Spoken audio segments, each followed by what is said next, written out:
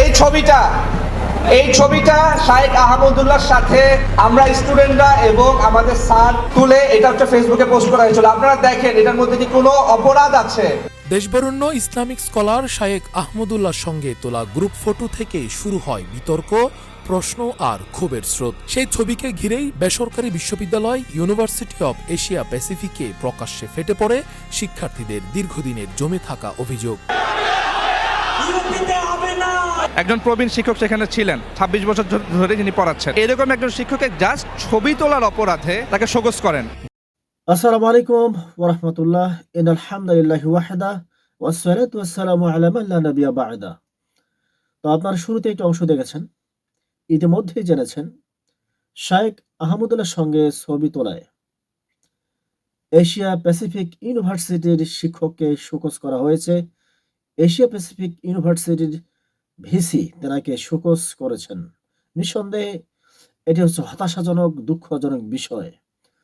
তো দেশ স্বাধীন হওয়ার পরে শেখ হাসিনা যখন এই দেশ থেকে পালিয়ে গেল, তো আমরা ভেবেই নিয়েছিলাম যে শেখ হাসিনার সঙ্গে বাংলাদেশে যারা নাস্তিক্য মতবাদ পোষণ করেন, ইসলামের দুশ্মন, ইসলামের শত্রুরা, তারাও চলে গেছেন শেখ হাসিনার সঙ্গে।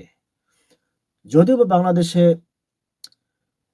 শেখ হাসিনা থাকাকালীন সময় অনেকেই মনে মনে লালন করছিলেন তাদের নাস্তিক মতবাদ এবং আলেমদের সঙ্গে দুশ্মনী ব্যবহার, ইসলামের বিরুদ্ধচারণ করা ইত্যাদি ইত্যাদি, এইগুলো তারা লালন ধারণ সবকিছুই করছিলেন শেখ হাসিনা থাকার সময়। কিন্তু শেখ হাসিনা যখন চলে গেল, আমরা ভেবেই নিয়েছিলাম যে সমস্ত কিছু উৎখাট হয়ে গেছে, কিন্তু না, এখনো বাংলাদেশে রয়ে গেছে।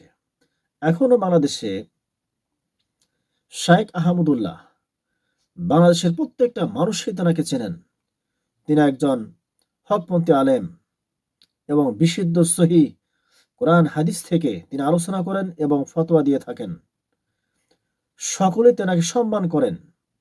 বাংলাদেশে অনেক ধরনের আলেম আছেন, একে অপরকে গালাগালি করেন, একে অপরকেই হিংসা বিদ্বেষ ছড়ান, কিন্তু শাইখ আহমদুল্লাহ কখনো হিংসা বিদ্বেষমূলক কখনো বক্তব্য দেননি। সকলে তেনাকে পছন্দ করেন। যত মতবাদের আলেম আছেন বাংলাদেশে, অনেক ধরনের দল আছে, ইসলামিক দল, কেউ বা চরমনাই, সাইসিনা, খাজা বাবা ইত্যাদি ইত্যাদি, আপনারা অবশ্যই জানেন। এখন সকলে কম বেশি তাকে ভালোবাসেন। কেন? কারণ তিনি কখনো হিংসা বিদ্বেষ ছড়ান না। কিন্তু দুঃখজনক বিষয় হচ্ছে এশিয়া প্যাসিফিক ইউনিভার্সিটির ভিসি এখনো এই সময় শাইখ আহমদুল্লাহর সঙ্গে শুধু ছবি তুলছেন, এই জন্যই তাকে শোকজ করা হয়। তার মানে হচ্ছে এখনো নাস্তিক মতবাদ এখনো বাংলাদেশে আছে, প্রতিষ্ঠিত হওয়ার জন্য ষড়যন্ত্র চালানো হচ্ছে এবং ষড়যন্ত্র করতেছেন। অবশ্যই আমাদেরকে সচেতন থাকতে হবে। তো শুধুমাত্র ছবি তোলার কারণে যদি এইভাবে অসম্মান করা হয়, তার মানে নিঃসন্দেহে বোঝা যাচ্ছে বাংলাদেশকে নিয়ে এখনো ষড়যন্ত্র চলছে। এজন্য আমাদের উচিত হচ্ছে রাষ্ট্র কায়েম, অর্থাৎ রাষ্ট্রের মধ্যে এমন একজন শাসক নিযুক্ত করা, যে শাসক কোরআন ও হাদিসের বিধিবিধান যেন রাষ্ট্র পরিচালনা করেন, কোরআন ও হাদিসের বিধিবিধান দিয়ে রাষ্ট্র পরিচালনা করেন, এইরকম শাসক একজন নিযুক্ত করা দরকার। তা না হলে এইভাবে বাংলাদেশের আনাচে কানাচে, রন্ধ্রে রন্ধ্রে এইভাবে নাস্তিক মতবাদ পোষণকারী ইসলামের দুশ্মনেরা আনাচে কানাচে ছড়িয়ে ছিটে কিভাবে ইসলামকে অসম্মান করা যায়, কিভাবে নাস্তিক মতবাদ ছড়ানো যায়, দুশ্মনী করা যায়, মুসলমানদের মধ্যেই একে অপরের উপর দ্বন্দ্ব সংঘাত কিভাবে জড়ানো যায়, কিভাবে সহিহ হাদিস বাদ দিয়ে ভুলভাল হাদিস মানুষের মধ্যে ছড়ানো যায়, এই সমস্ত কিছু আমাদেরকে উৎখাট করতে হবে।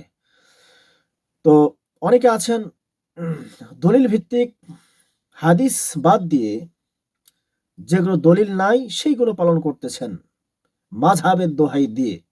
এই প্রসঙ্গ আরেকদিন আলোচনা করবো ইনশাআল্লাহ। তো যারা বলছিলাম, অবশ্যই আমাদেরকে সাবধান থাকতে হবে, সচেতন থাকতে হবে। বর্তমান সময়, এই সময় যা করবেন অবশ্যই আপনাকে যাচাই বাছাই করেই করতে হবে।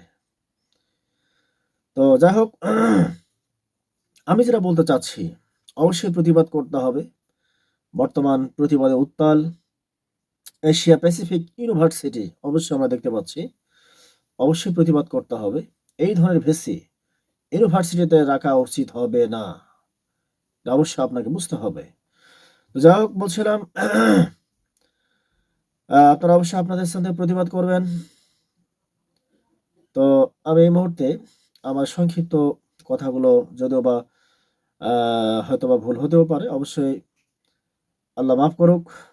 তবে আমি শুধু এই কথাগুলোর মাধ্যমে প্রতিবাদ জানাচ্ছি যে অবশ্যই এই ভিসিকে ইউনিভার্সিটি থেকে বাতিল করতেই হবে, এটি হচ্ছে মূল বিষয়। তো আল্লাহ সুবহানাহু ওয়া তাআলা আপনাদের সকলকে ভালো রাখুক। আসসালামু আলাইকুম ওয়া রাহমাতুল্লাহি ওয়া বারাকাতুহু।